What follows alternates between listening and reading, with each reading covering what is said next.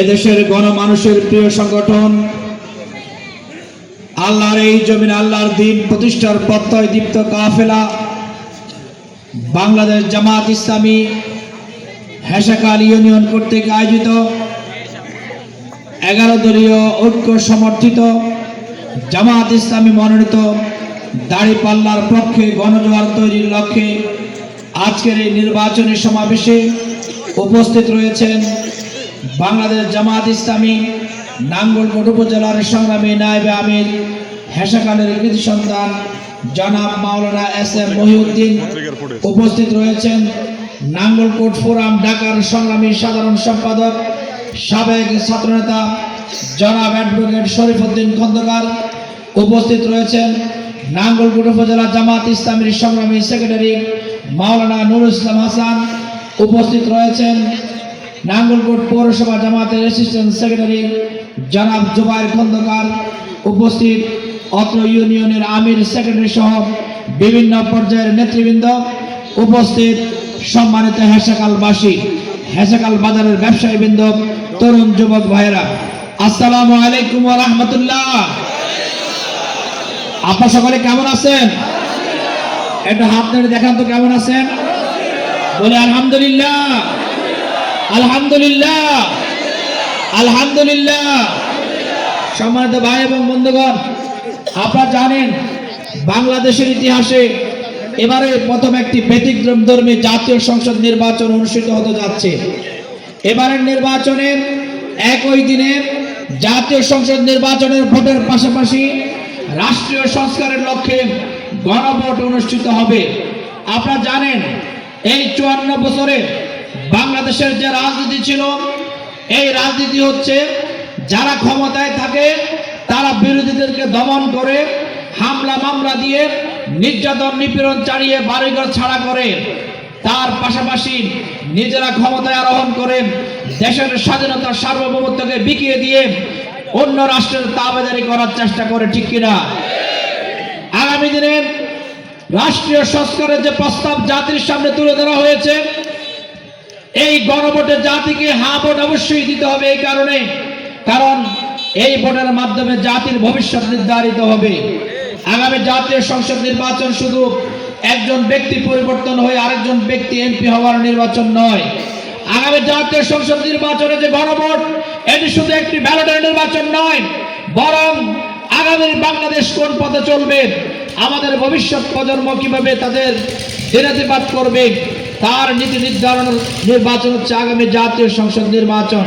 সুতরাং আগামী জাতীয় সংসদ নির্বাচনে আপনি যদি আগামী বাংলাদেশের চাঁদাবাজি আর না চান, সন্ত্রাস না চান, দুর্নীতি না চান, খুনাখুনি না চান, প্রতিহিংসা পরায়ণ না চান, হামলা মামলার রাজনীতি না চান, ঘুষ দুর্নীতি না চান, সন্ত্রাস না চান, মাদক ইফটিজিং না চান, তাহলে আপনাকে অবশ্যই হায়ের পক্ষে ভোট দিতে হবে, ঠিক কিনা? আজকে কোন ভাইকে দেখা যায়, দলকে দেখা যায়, তারা তলে তলে ন্যায়ের প্রচারণা করছে।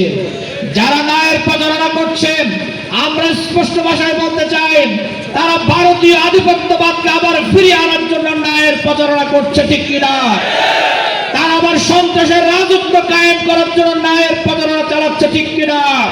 তারা আবার ফ্যাসিবাদ তন্ত্র ফিরিয়ে আনার জন্য ন্যায়ের প্রচারণা চালাচ্ছে, ঠিক কিনা? আমরা ইনশাআল্লাহ হায়ের পক্ষে ভোট দিয়ে আগামী দিনে ব্যালট বিপ্লব ঘটাবো। তার পাশাপাশি আপনি হ্যাঁ ভোট দেওয়ার মাধ্যমে রাষ্ট্রীয় সংস্কার অনুমোদন হবে, কিন্তু এই রাষ্ট্রীয় সংস্কারকে আইনে পরিণত করার জন্য কোন দলটি সবচেয়ে বেশি অগ্রণী ভূমিকা পালন করবে, আপনাকে সেটাও মাথায় নিতে হবে। যারা তলে তলে ন্যায়ের প্রচারণা করে, যারা নিজের দলকে দেশের চাইতে বেশি গুরুত্ব দেয়, দলের সংস্কার ক্ষতিগ্রস্ত হবে, রাষ্ট্রের সংস্কারকে তারা গুরুত্ব দেয় না, তাদেরকে আগামী দিনে ভোট দেওয়া যাবে না, ঠিক কিনা? আগামী দিনে ন্যায় এবং ইনসাফের প্রতীক দাড়িপাল্লাকে বিপুল ভোটে বিজয়ী করে এই রাষ্ট্রীয় সংস্কার কার্যকরের জন্য আপনাদেরকে পদক্ষেপ গ্রহণ করতে হবে। সম্মানিত ভাই এবং বন্ধুগণ, আমাকে জিজ্ঞেস করা হয়েছিল এই নাঙ্গলকোট লালমাইয়ের মানুষ আপনার প্রতি আস্থাশীল হবে কেন? আমি বলেছিলাম, আমি 4 বার কারাগারে গিয়েছিলাম, 2 বছরের বেশি কারাবন্দী ছিলাম, 47 দিন রিমান্ডে ছিলাম, 3 দিন ঘুম ছিলাম, 100-এর বেশি মামলার শিকার ছিলাম। তারপরে আমি কারো প্রতি কোনো প্রতিশোধ নেইনি, কোনো মামলা দেইনি। সুতরাং জনগণ আমার প্রতি আস্থা রাখতেই পারে। এত জুলুমের শিকার হওয়ার পরে যে ব্যক্তি প্রতিশোধ নিতে পারে না, তার দ্বারাই নাঙ্গলকোট লালমাইয়ে শান্তিপূর্ণ সহাবস্থানের রাজনীতি সম্ভব, ঠিক কিনা? প্রিয় ভাই এবং বন্ধুগণ, আমি বলেছিলাম বিগত সময়ে যখনই বন্যা হয়েছে, আগুন লেগেছে, দুর্ঘটনা ঘটেছে, আমি বন্যার সময় আপনাদের হাসপাতালে এসে খাবার বিতরণ করেছিলাম, বন্যার্তদের সাথে দেখা সাক্ষাৎ করেছিলাম, আপনারা সাক্ষী রয়েছেন। যে সময়ে জামাত ইসলামী ছাত্র শিবিরকে দেখা মাত্র গুলি করা হতো, বাড়ি থেকে ধরে নিয়ে এসে 6 মাস 1 বছর কারাগারে বন্দী রাখা হতো, সে সময় আমরা জনগণের পাশে গিয়ে তাদের কল্যাণে ভূমিকা পালন করেছি। সুতরাং জনগণ আস্থায় নেই, যারা জীবনের ঝুঁকি দেখে মানুষের কল্যাণে ভূমিকা পালন করে, তারা আর যাই হোক মানুষের কল্যাণে কাজ করতে পারে না, মানুষের সাথে ঠকবাজির রাজনীতি করতে পারে না, দুর্নীতি দুঃশাসনের রাজনীতি করতে পারে না, ঠিক কিনা? আজকে আমরা লক্ষ্য করছি এদেশের নিরীহ জনগণকে হামলা দিয়ে মামলা দিয়ে গ্রেপ্তার করানোর পায়তারা করা হচ্ছে। তারা মামলা দিয়ে পুলিশের কাছে তালিকা দিয়ে দৌড়িয়ে দিয়ে বলে জামাত শিবিরের নাকি তাদের নামে মামলা দিয়েছে, গ্রেপ্তার করিয়েছে। আমরা স্পষ্ট ভাষায় বলতে চাই, আমরা হামলা মামলার রাজনীতি বিশ্বাস করি না। আমরা মামলা দিয়ে চাঁদাবাজি করে টাকা খাওয়ার রাজনীতি বিশ্বাস করি না, ঠিক কিনা? আজকে তারা একদিকে মামলা দেয়, আরেকদিকে বলে 2 লাখ টাকা দিলে 1 লাখ টাকা দিলে মামলা তুলে নেওয়া হবে, বাড়ি থাকতে পারবেন। এইভাবে জনগণের হয়রানি আমরা নিজেরা করবো না। আগামী দিনে কাউকে জনগণ নিয়ে সিনেমিনি খেলতে আমরা দেবো না, ইনশাআল্লাহ। আমরা বলেছি আমরা চাঁদাবাজি করবো না, কাউকে চাঁদাবাজি করার সুযোগ দেব না। আমরা সন্ত্রাস করবো না, কাউকে সন্ত্রাসী আচরণের সুযোগ দেব না। আজকে কোথাও কোথাও শুনতে পাই কেউ আপনাকে আমাদেরকে চোখ রাঙানোর চেষ্টা করে, কেউ আমাদেরকে বলে তারা ব্যালট বাক্স চিন্তাই করবে, তারা 9টা 10টার মধ্যে ভোট কেটে নিয়ে যাবেন।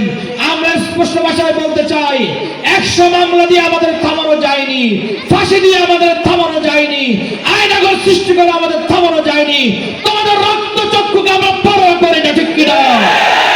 ইনশাআল্লাহ আমরা এক আল্লাহ ছাড়া কাউকে পরোয়া করি না। এই নাঙ্গলকোট লালমাইয়ে দাঁড়িপাল্লার যে গণদুয়ার সৃষ্টি হয়েছে, জনগণের বিপুল ভোটে দাঁড়িপাল্লা বিজয়ী হবে ইনশাআল্লাহ। আপনাদের মা এবং বোনদেরকে ইনশাআল্লাহ আপনারা শান্তিপূর্ণভাবে ভোট কেন্দ্রে পাঠাবেন। আগামী নির্বাচনে 2টি ভোট দেওয়ার জন্য উদাত্ত আহ্বান জানাবেন। আমরা আপনাদেরকে প্রতিশ্রুতি দিতে চাই, আমরা নির্বাচিত হলে ইনশাআল্লাহ আল্লাহর মেহেরবানিতে যদি আমরা সংসদে যেতে পারি, আমার প্রতিপক্ষ কোন রাজনৈতিক দলের কোন নেতা কর্মীকে পালিয়ে বেড়াতে হবে না। আমরা নির্বাচিত হলে রাস্তাঘাট, ব্রিজ, কালভার্ট, বিদ্যুৎ সহ সামগ্রিক উন্নয়ন, টেকসই উন্নয়ন হবে। আপনারা জানেন রাস্তাঘাট, মসজিদ, মাদ্রাসার জন্য যে বরাদ্দ হয়, সেই বরাদ্দ থেকে মন্ত্রীকে ভাগ দিতে হয়, এমপিকে ভাগ দিতে হয়, উপজেলা চেয়ারম্যানকে ভাগ দিতে হয়, ঠিক কিনা? আমরা স্পষ্ট ঘোষণা দিচ্ছি, রাষ্ট্রের যত বরাদ্দ হবে এই বরাদ্দে মন্ত্রী, এমপি, চেয়ারম্যান কারো কোনো ভাগ থাকবে না ইনশাআল্লাহ। প্রতিটি ভাগ হবে জনগণের, প্রত্যেকটি পয়সা পর্যন্ত জনগণের কল্যাণে ব্যয় করা হবে ইনশাআল্লাহ। আমরা আমাদের কোমলমতি শিক্ষার্থীদের জন্য শিক্ষা ব্যবস্থার আধুনিকায়নে ভূমিকা পালন করব। আমাদের এলাকা থেকে প্রবাসীরা বিদেশে যায়, হয়রানিমূলক পরিস্থিতির শিকার হতে হয়, তাদেরকে হয়রানি মুক্ত পরিবেশে তারা কিভাবে বিদেশে যেতে পারে তার বন্দোবস্ত আমরা করব ইনশাআল্লাহ। আমরা যুবকদেরকে মাদক থেকে দূরে রাখার জন্য তাদের হাতে কাজ তুলে দেব। আমরা কোনো কার্ড দিয়ে মানুষকে বেকার বসিয়ে ঘরে রেখে যে টাকা দেওয়ার যে চলে বলে কৌশলের কথা, এগুলো বলে আমরা ধোকা দেব না ইনশাআল্লাহ। বরং যুবকদের হাতে কাজ দিয়ে তাদের কর্মসংস্থানের ব্যবস্থা করব। এই জন্য আমরা নাঙ্গলকোটের লালমাইতে কারিগরি প্রশিক্ষণের ব্যবস্থা করব। আমাদের বিদেশগামী যারা, তাদেরকে আমরা প্রশিক্ষণের ব্যবস্থা করব। আমরা গ্রাম্য সালিশ দরবারে ন্যায় বিচার প্রতিষ্ঠা করার জন্য যারা সালিশ দরবার করে তাদেরকে নৈতিক প্রশিক্ষণের আওতায় নিয়ে আসবো। এরপরও যদি কেউ টাকা খেয়ে বেইনসাফি বিচার করে, আমরা তাদেরকে সালিশ দরবার থেকে ওয়াক আউট করবো ইনশাআল্লাহ। কারণ সালিশ দরবারের মাধ্যমে এই দেশের নিরীহ মানুষ যারা, যার টাকা নাই, পয়সা নাই, যে দল করে না, সে ব্যক্তি সুবিচার পায় না, ঠিক কিনা? এই সামাজিক অনাচার থেকে আমরা জাতিকে রক্ষা করবো ইনশাআল্লাহ। আমাদের মা এবং বোনদের ইজ্জত আবরু রক্ষা করে তাদেরকে কুটির শিল্পের মাধ্যমে স্বাবলম্বী করার জন্য আমরা পদক্ষেপ গ্রহণ করব। আমরা স্বাস্থ্য সেবা কমপ্লেক্স থেকে শুরু করে সামগ্রিক উন্নয়নে ভূমিকা পালন করব। আমরা শুধু এই কাজগুলো জামাত ইসলামী হওয়ার কারণে শুধু ইসলামী যারা তাদের মধ্যে করব বিষয় এমন নয়। আপনারা জানেন উত্তরবঙ্গের নৌকাডুবিতে 71 জন হিন্দু নিহত হয়েছিল। জামাত ইসলামের ডাক্তার শফিউর রহমান সেখানে গিয়ে প্রত্যেকে 1 লক্ষ টাকা করে অনুদান দিয়েছেন। ইনশাআল্লাহ ধর্ম বর্ণ নির্বিশেষে সকলকে নিয়ে আমরা সমৃদ্ধ জনপদ লালমাই নাঙ্গলকোট গড়ে তুলবো ইনশাআল্লাহ। আমাদের এখানে হিন্দু বৌদ্ধ খ্রিস্টান যারা আছেন, মুসলমানদের মসজিদ যদি পাহারা দেওয়া না লাগে, হিন্দু বৌদ্ধ খ্রিস্টানদের উপাসনালয় গির্জা প্যাগোডা মন্দির পাহারা দেওয়া লাগবে না ইনশাআল্লাহ। আমরা এই মাটির সন্তান, এই মাটির অধিকার প্রত্যেকের ভোগ করার অধিকার রয়েছে, ঠিক কিনা? ইনশাআল্লাহ সকলকে নিয়ে একটি ঐক্যবদ্ধ বাংলাদেশ আমরা গড়ে তুলব। আজকে নাঙ্গলকোটে ইসলামী দলগুলোর ঐক্যের প্রতীক, দেশপ্রেমী দলগুলোর ঐক্যের প্রতীক, 11 দলীয় নির্বাচনী ঐক্যের প্রতীক হিসেবে এই দাঁড়িপাল্লা প্রতীককে বিপুল ভোটে বিজয় করে নির্বাচিত করবেন ইনশাআল্লাহ। আপনাদের প্রত্যাশিত সরকার আপনারা পাবেন, আপনাদের প্রত্যাশিত এমপি আপনারা পাবেন, আপনাদের সুখ দুঃখে সব সময় আপনারা আমাকে পাবেন ইনশাআল্লাহ। আল্লাহ আমাকে কবুল করেন বলে আমিন। আপনারা সকলে কষ্ট করে এসেছেন, অন্তরস্থল থেকে আপনাদেরকে ধন্যবাদ এবং মোবারকবাদ জানিয়ে আমার বক্তব্য শেষ করছি। বাংলাদেশ জিন্দাবাদ, 11 দলীয় নির্বাচনী ঐক্য জিন্দাবাদ, বাংলাদেশ জামাত ইসলামী জিন্দাবাদ, দাঁড়িপাল্লা জিন্দাবাদ। আসসালামু আলাইকুম ওয়া রাহমাতুল্লাহ।